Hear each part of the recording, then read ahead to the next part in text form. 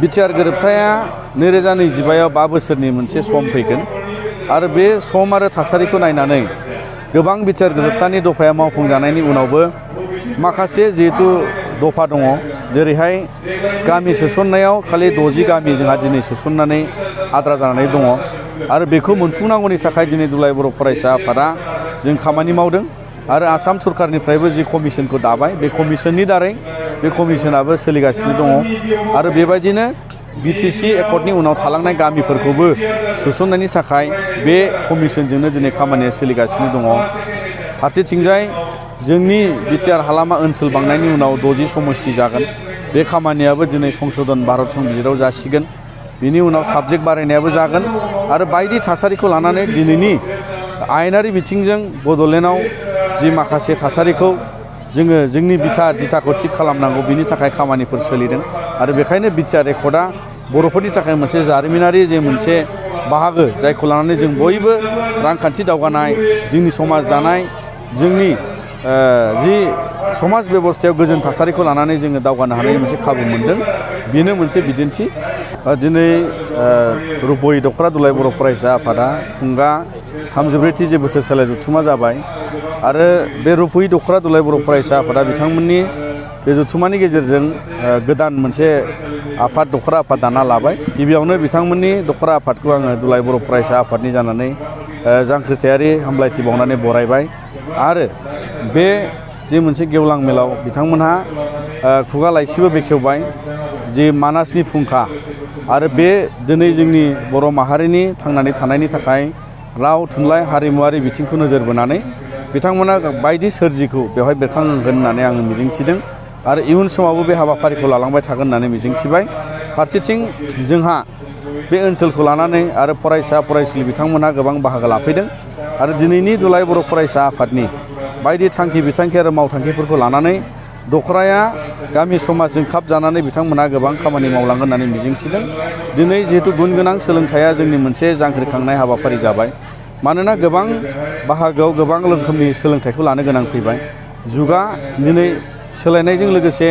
बायदि गियाननि जि गोनांथिखौ लानानै जोङो इयुन समाव गावबागाव जिउ राहा लामा दानायावबो बाहागो जानो थाखाय दिनैहाय गोबां थासारि सफैबाय आरो बेखौ लानानै दुलाराय बर' फरायसा आफादा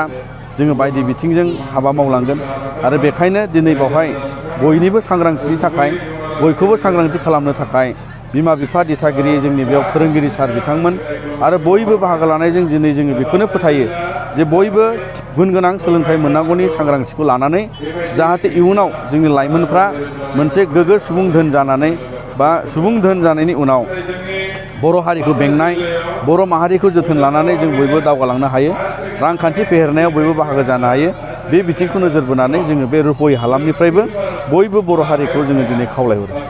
जिहेतु बिटिआर एकर्डनि सागानगिरि हिसाबै नाथाय बिटिआर एकर्डनि माखासे दफाफोरा मावफुंजायाखै मा बुंनो? बिटिआर गोरोबथाया 2025आव 5 बोसोरनि मोनसे सम फैगोन आरो बे सम आरो थासारिखौ नायनानै गोबां बिटिआर गोरोबथानि दफाया मावफुंजानायनि उनावबो माखासे जिहेतु दफा दङ जेरैहाय गामि सोसननायाव खालि 60 गामि जोंहा दिनै सोसननानै आद्रा जानानै दङ आरो बेखौ मोनफुंनांगौनि थाखाय दिनै दुलाराय बर' फरायसा आफादा जों खामानि मावदों आरो आसाम सरकारनिफ्रायबो जि कमिसनखौ दाबाय बे कमिसननि दारै बे कमिसनाबो सोलिगासिनो दङ आरो बेबायदिनो बिटिसि एकर्डनि उनाव थालांनाय गामिफोरखौबो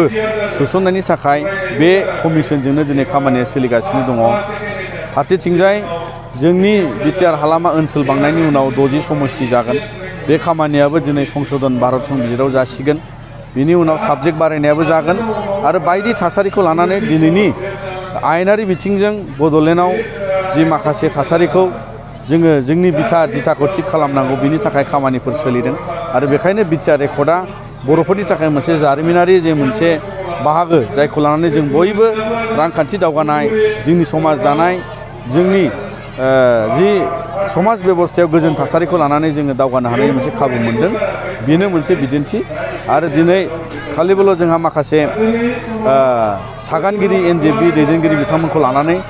आरो जोबथेसालियाव थानाय एनआइए केस नांनाय गुबुन गुबुन थासारिखौ लानानै दिनैबो सावरायनाया सोलिदों आरो बिथांमोनखौ गहोनांगौनि थाखाय दिनै भारत सरकार आसाम सरकारजों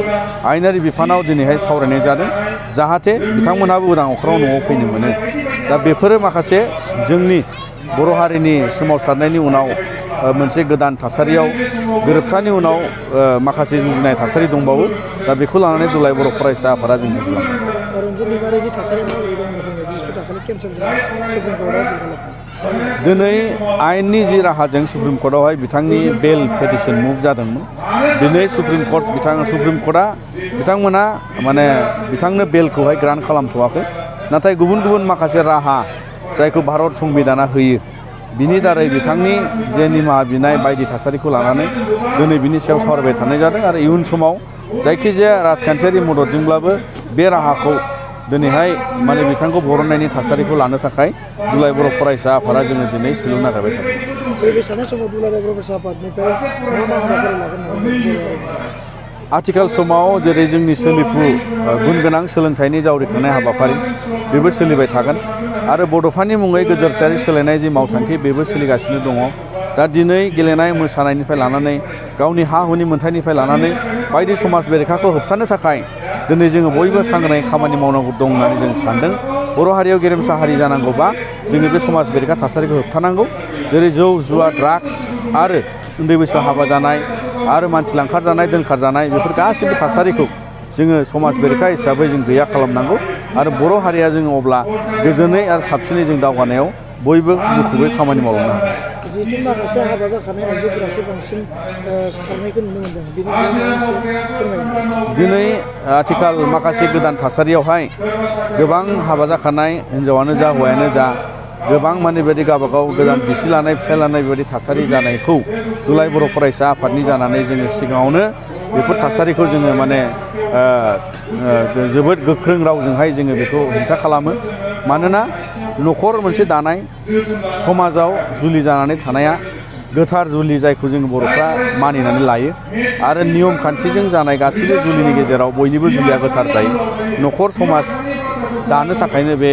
जुलि जायो। नाथाय दिनै गुबुन गुबुन थासारिखौ जाहाथे बिथांमोनहा नेवसिगारनानै जाहाथे न'खर